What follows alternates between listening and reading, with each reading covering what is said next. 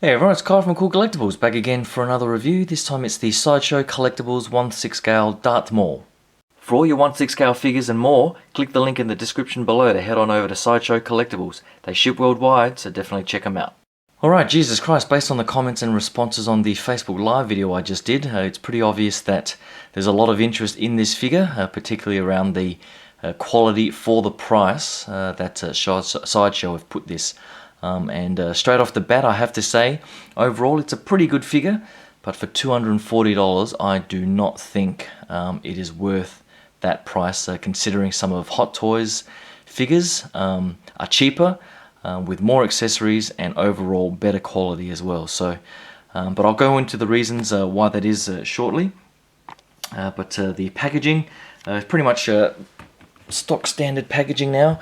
So you get the front box art, you get the rear box art, and you do get a sort of variant of that, I think, on the inside. I don't even know if that's any different. Yes, they are 3 different poses, but that's pretty much it. And there's the window box for the figure there. So that is pretty much the packaging, and the accessories, that is pretty much all you get. And this is the exclusive version, so if you don't even get that, and you get the retail version from pretty much everyone else, you won't even get this. And so you're just stuck with a few hands and the double-bladed lightsaber and the standard Star Wars base, which for $240 I think is overpriced for sure. For me, considering figures from Hot Toys like their Princess Leia, their Obi-Wan Kenobi, their Luke Skywalker from the original trilogy, and even the Force Awakens figures are around the $205 to $220, $230 mark. You know, so they're ranging from $30 to $30 to $10 cheaper and so on. I just cannot see how Sideshow have justified a $240 price tag on this figure. The lightsaber here, just zoom in. The overall paint app on this particular severed version is pretty good. So you can get you see the scorch marks on the side there. The silver paint app is probably a little bit cleaner than I've seen in the past from Sideshow, so I do like that. And the blade itself has this sort of I don't know, fiery effect, if you want to call it that, that leads to a point, which is better than their old Darth Vader Deluxe, which was pretty much just like a flat cylinder. So they have added a bit of style to it, which is nice. And of course the dual-bladed version is pretty much the same, but replicated on both sides now. I guess it comes packaged with these removed, so you can see the hole there. And you might just want to heat up the plastic here just to bend it into place to at least get it straight, because out of the box it is a little bit warped and looks a bit wonky, but once it's all sort of straightened out, it doesn't look too bad. Hands wise, comes with an array of hands, so you get sort of relaxed hands here. The molding and the detailing is pretty minimal. Nothing too fancy in the sculpting there. So you get a couple of relaxed hands on both sides, and then you get the fisted hands on both sides, and then you get the sort of force push type of Kung Fu gesturing type hands, which I'll probably end up using at least one of these. They do look pretty good. And stock standard out of the box here comes with those lightsaber holding hands. But there is the figure. I'll just reset up and give you guys a close-up at that. Alright, so I guess the main thing that everyone wants to know is how good the head sculpt is. And I have to say, overall, it's not too bad. I think the likeness is there. The detailing is there. I think the only thing that I would have preferred is a little bit more skin texture. It does look very flat and smooth, and if you look at the sort of prototype sculpt, it has a lot of sort of that skin sort of rough pimpling type effect on the skin, which gives it that just a bit more realism to it, whereas the final production version here, even though it's not too bad, it does have a bit of a flat look. but the paint detailing and the sharpness, at least on my version here, is actually pretty damn good. I do like the horns, and they do look like they're separate pieces that are just glued on, I think. I can't really quite tell, but the detailing in the horns is quite nice with the paint application, and I do like that they are fairly sharp and not rounded off at the edges. So they do have a nice paint application. It does have, I thought it was an error there, but I didn't actually realize that Darth Maul had an earring. So I googled that, and apparently he does. I never noticed that in the movie, at least, so I guess I've learnt something today. The separation between the black and the red is pretty good. There's no sort of major bleeding or anything like that, and the symmetry is not too bad. Also the eyes, I think the eyes are pretty good too. You do get this sort of slight separation between the darker orange, the yellow, and then the black pupil on the inside, and the clear white on the out. So overall I think they did a pretty good job with the eyes.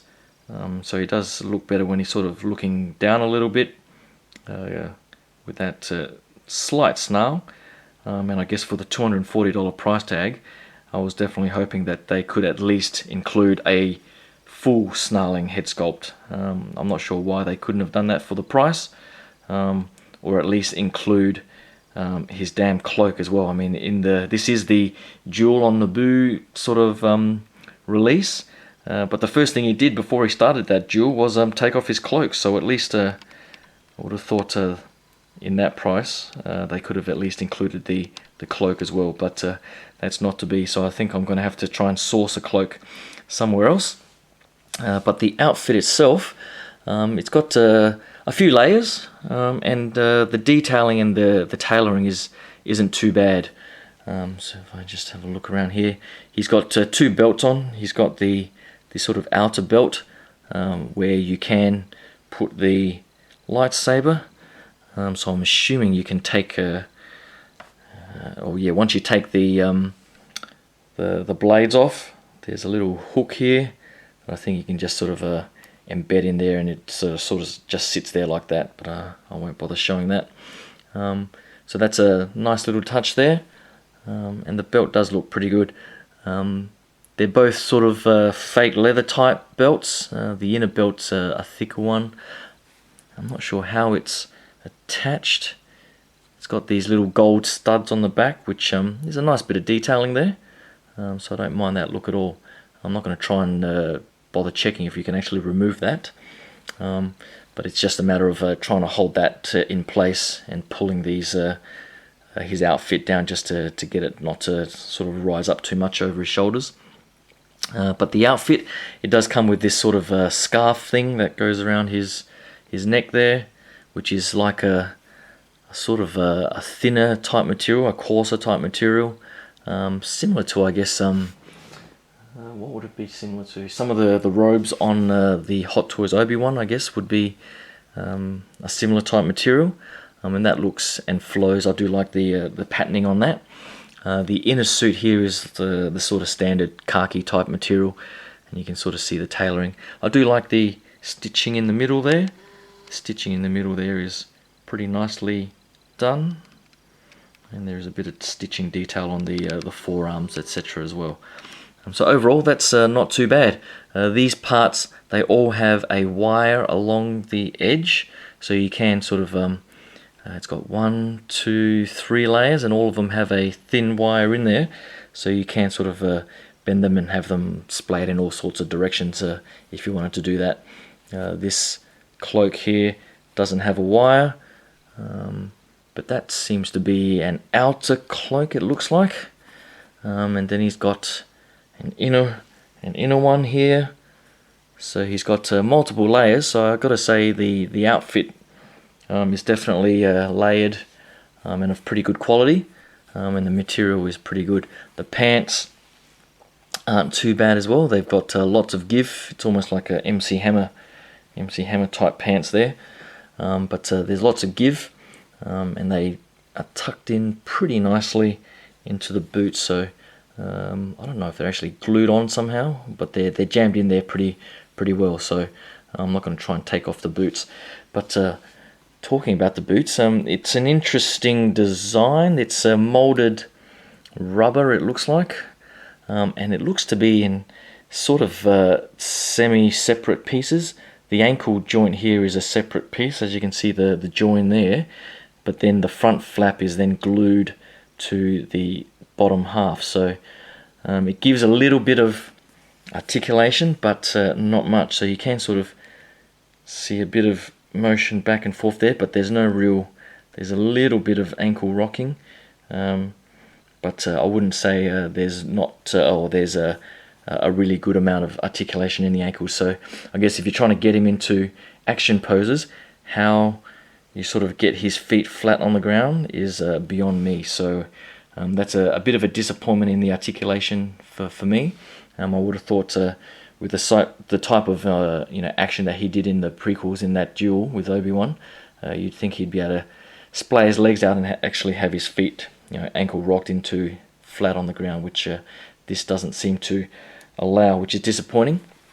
But for the articulation, the rest of the body, now I guess it's known that the quality of Sideshow's bodies aren't quite as good as some of the others on the market, and this body, it does feel very thin underneath, and so it's probably okay with the various layers of the outfit. Now the joints don't feel overly loose, but I just have a funny feeling that over time it may get rather a lot looser than it is out of the box. The shoulders and the elbows, there is a double joint in the elbow, and the sort of ab crunch and waist has quite a bit of motion there, but it does feel a bit loose. The legs and the hips aren't too bad, but it does feel a little bit loose there. So you can lift the leg up and it'll it was starting to droop down a little bit, but I think a little bit more tightness in the legs would be better. So I definitely think if you're going to pose this guy up, you definitely need to use the stand, and he does come with double jointed knees as well. So overall he's got all the joints, but again the body just doesn't feel like it's going to stand the test of time, to be honest.